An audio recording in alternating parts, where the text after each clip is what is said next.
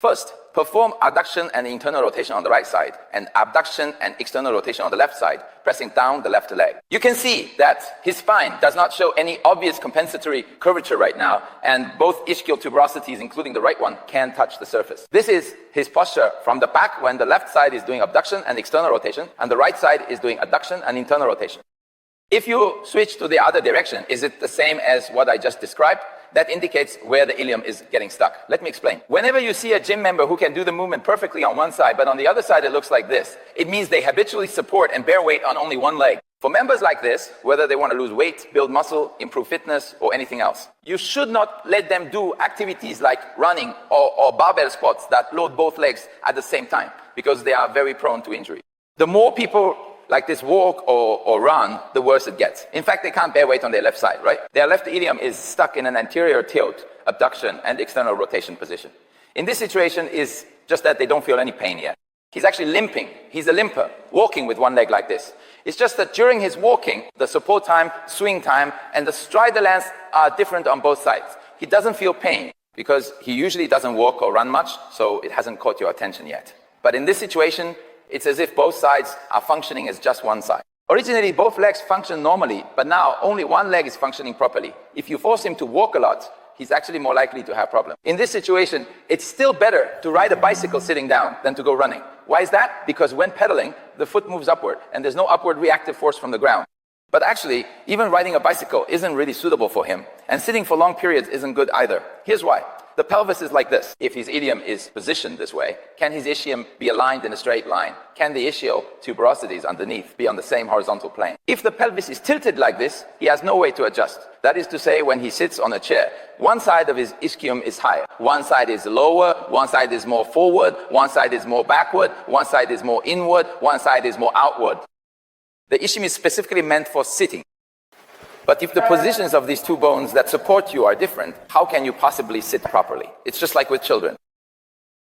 He will definitely become hyperactive when he sits there. He just can't help it, because he's always trying to find his balance. But no matter how he tries, he can't find that point of balance. So he can't stay in any position for long. Now, if we look at his right side, which is usually his weight-bearing leg, he can only put more weight on the right ischium, and in that case, he can last a bit longer. But originally, you're supposed to be supported by 2 points, which is relatively balanced.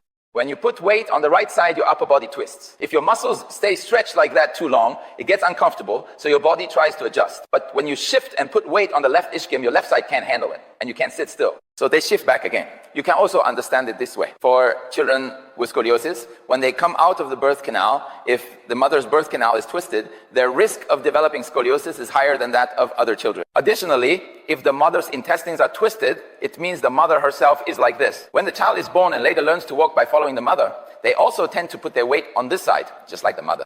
They also can't exert force on this side. So you can also understand that this child's ischium is also misaligned. As they go through school, they always rely on one side of their ischium for support. That further increases their risk of scoliosis, because the ischium is like this. So for people who can't sit still, this test would basically come out positive. Whether it's at work meetings or on a road trip, as long as someone can't sit still, if you test them, you'll find they can never do this movement properly. This test checks the position of their ilium and ischium. He said he's been hyperactive since he was a child. So one side of his ischium is always off the seat. Now, for adults, if you usually support your body with your right leg, like when you're watching TV or something, when you're sitting on the sofa, you always have a preference. For example, if it's a long sofa, a 3-seater, you don't sit in the middle, you sit on the right side or maybe on the left side, because your left ischium can't support you, so you lean like this for support. But after leaning like this for a while, you start to feel uncomfortable. So you tend to choose to sit more toward the right side, which allows you to sit for longer. So what do some other people do? Since my ischium can't support me, then I just won't use my ischium for support at all.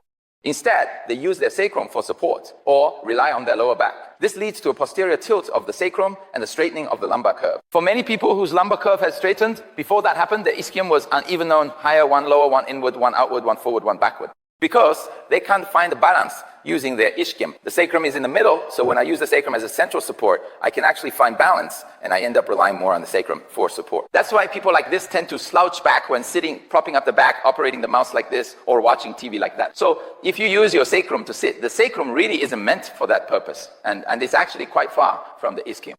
So what happens? When you use your sacrum to support yourself by tilting your pelvis backward, your sacrum ends up being pressed into a posterior tilt. And why is our sacrum so far from the ischium when we sit? It's because when you're sitting and breathing, the sacrum needs to tilt forward and backward. It needs to move in order to breathe. When it moves during breathing, your ischium can't stay stable. So you use your sacrum for support. As a result, your sacrum gets compressed and can't move when you breathe. If your sacrum can't move, how could your pelvic floor muscles possibly lift up?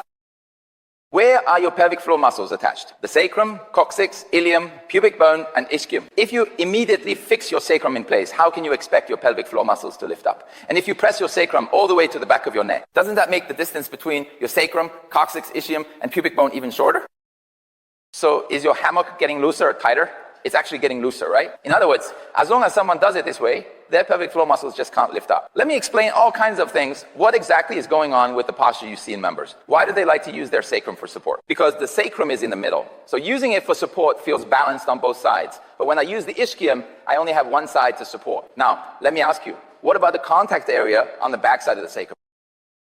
If I lean back like this and add the area of my lower back compared to just one side of the ischium, which provides a larger support area, the sacrum plus the lower back, the support area of the sacrum, and lower back is greater than that of one side of the ischium. So when a person's ilium shifts into this kind of position, one side of the ischium simply can't maintain balance or support prolonged sitting.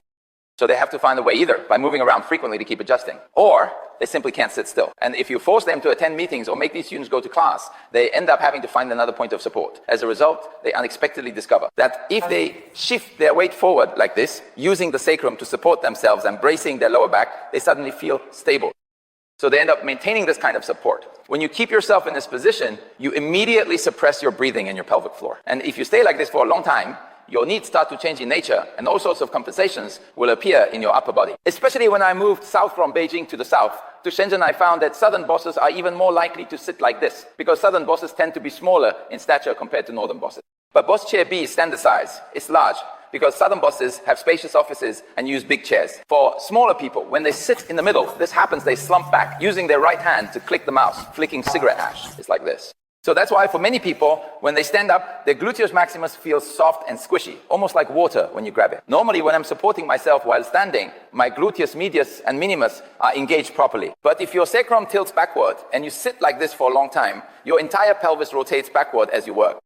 In this situation, the gluteus medius, minimus, and maximus are all pushed forward. As a result, the lumbar curve straightens and sometimes even reverses. When you grab their erector spinae, it feels hard as steel, but their glutes or hamstrings feel soft as water. Since the lower part can't provide support, the body relies on this support instead. This is the origin of their condition. So originally, the two ischial bones have shifted out of place, and that's the significance of the Z-sit position. Let me randomly pick another male student to demonstrate. If his pelvis is like this, it means that when he's standing on one leg, he can only use this posture. He can't use the other posture. In that posture, he can't breathe. So without being able to breathe, after a while, your brain will make you stop any further movement. Switch legs. Don't you prefer lying on the bed? He says yes, because he has no support on either side, so he can only lie down. That's why this is called dual sim. Dual standby, both of his lower supports are stuck. So don't do too many squats and don't do too much running. Switch sides. Most people find this side challenging. You need to sit up straight. You're a traditional personal trainer lying on your side on the bed with your left side on top.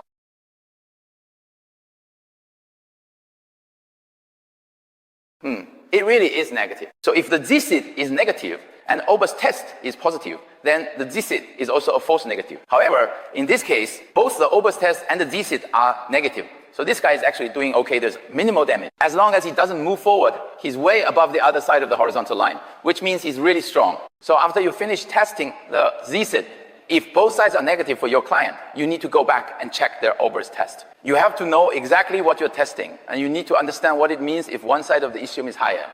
Now, let me quickly ask you, because usually when both sides are positive, they can't react in time. So I need to ask them a question. Come to the center. I want you under the spotlight. So your sympathetic nervous system gets a bit more excited. Suppose you're a personal training client, when doing the Z-sit, has their right leg tucked inward like this, and their left leg open outward in abduction and external rotation, but their right ischium is raised high off the ground. What does that indicate? You're confused. I'm not going to test you anymore. Walk over from that side and do 105 minus 7. Just tell me the result each time. Keep subtracting 7 from 105.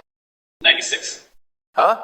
Did you see that? Because on either side he's bearing weight. As soon as he stands up, he'll experience cerebral hypoxia. So the state he presents to his personal training clients is that he seems very simple and honest. Keep going. 105 minus 7 is 98. How many steps do you have to take before you say a number? Let me ask you, is this your usual walking speed? Do you normally walk like this? Keep calculating. 98, and then subtracting 7 from 98 is so easy. You still need to think about it. Finally, you blurted out 91. At this rate, you'll be home soon. What's 91 minus 7? 84.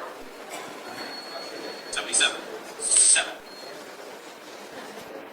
It takes you that long to figure out 77 minus 7. So a lot of kids are like this. It's not that your child is stupid. Your child is just like him. Once they can't even sit still in the zigzag pattern on both sides, as soon as they stand up, they get confused. When they stand up and use up the oxygen they took in while sitting and then have to breathe in more, they just can't meet their body's oxygen needs very well. At this point, the brain is the organ that needs the most oxygen out of all the organs. So when you're lacking oxygen, the brain is the first to show it. That's why your reactions become very slow. In this situation, those with poor academic performance, studying hard every day, find it's not about time spent. If your brain lacks oxygen and your ischium is misaligned, no matter how much you study, you can't correct your ischium, your pelvic floor muscles won't engage, and your diaphragm can't lift. How can you breathe properly? As a result, you look for another point of support and end up relying on your sacrum. But once you do that, it further inhibits your pelvic floor muscles. So there's nothing you can do, it just keeps getting worse.